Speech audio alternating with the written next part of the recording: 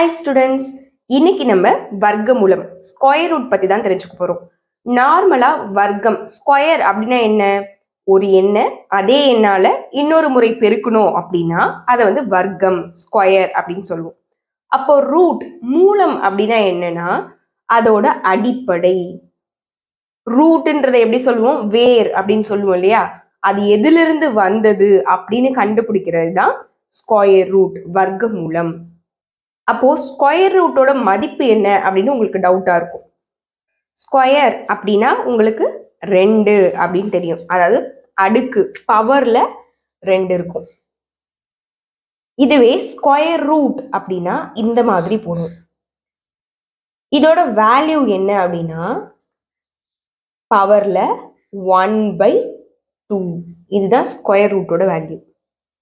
இதுக்கு தலைகீழி அப்படியே. ஓகேவா? ஓகே. இப்போ 4ன்னு ஒரு நம்பர் இருக்குன்னு வச்சுக்கோங்களேன். இதை நம்ம எப்படி எழுதலாம்? 2 ஸ்கொயர், அதாவது 2 × 2 தான் 4. 2 2s are 4. 2 2 4. 4 வந்து நம்ம அப்போ 2 × 2ன்னு எழுதுவோம். 2 ஸ்கொயர்னு எழுதலாம். இதுக்கு இப்போ ரூட் எடுக்கிறோம்னு வச்சுக்கோங்களேன்.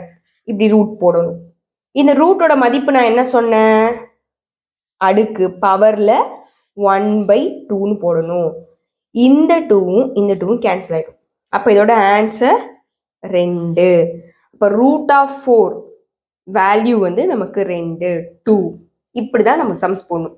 இப்படி ஒன்னொன்னுத்துக்கும் நம்ம போட்டுக்கிட்டே இல்லாம எப்பவுமே ஞாபகம் வச்சுக்கிட்டோம்னா நம்ம சம் ரொம்பவே ஈஸியா போடலாம். இப்போ 10 வரைக்கும் நம்ம இந்த ஸ்கொயர் ரூட் வேல்யூ வர்க்கமூலம் கண்டுபிடிக்கலாமா? 1ஓட ஸ்கொயர் ரூட் வேல்யூ என்ன? 1. √4ஓட வேல்யூ 2. √9ஓட வேல்யூ 3. √16 16ஓட வேல்யூ 4. √25ஓட வேல்யூ 5. √36ஓட வேல்யூ 6. √49ஓட வேல்யூ 7.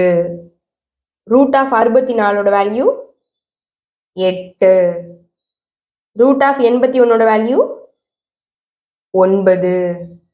√100 100ஓட வேல்யூ 10. அப்போ இதை அடிக்கடி நீங்க பிராக்டிஸ் பண்ணாலே உங்களால நிறைய சம் கரெக்டா போட முடியும். அப்போ இது ஒரு பேசிக்கான விஷயம். இதை அடிக்கடி எழுதி பாருங்க, சொல்லி பாருங்க. பாய்.